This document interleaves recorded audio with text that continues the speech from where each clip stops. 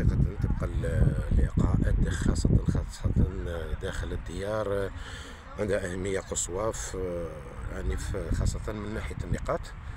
احنا بعد يومين تاع عمل جوست ابري المقابله تاع مولودية قسنطينه اللي نهنيو فيها الانصار تاعنا على الدعم نتاعهم اللي كان طيله المباراه، ونشكروا اللاعبين المردود في المقابله هذيك. دركا اونتور لاباج عندنا مقابله مهمه ضد فريق محترم، فريق نجم تلاغما اللي راهو يحتل نفس المرتبه اللي نحتلوها، عنده نفس النقاط اللي راهم عندنا حنايا. دونك هذه مقابله مهمه لنا خاصه في بقيه المشوار.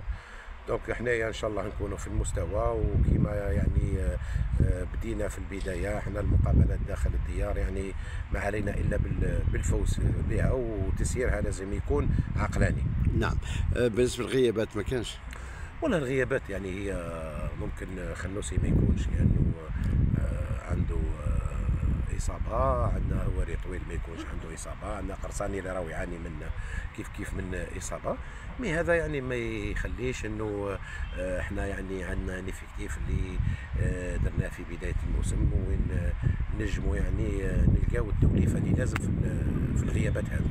رزنامة المقابلات تخدم اتحاد عنابه فيه تخدم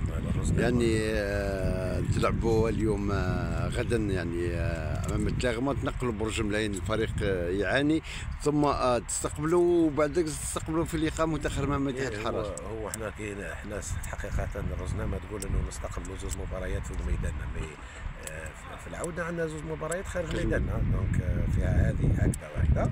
ومن جهه اخرى كي تقول لي احنا درك التركيز تاعنا راهو مركز على مقابله تلاغمه، ما عندنا حتى حاجه اخرى اللي نخموا فيها الا مقابله تلاغمه. كي تفض مقابله تلاغمه نتكلموا على مباراه برج ملايين ان شاء الله.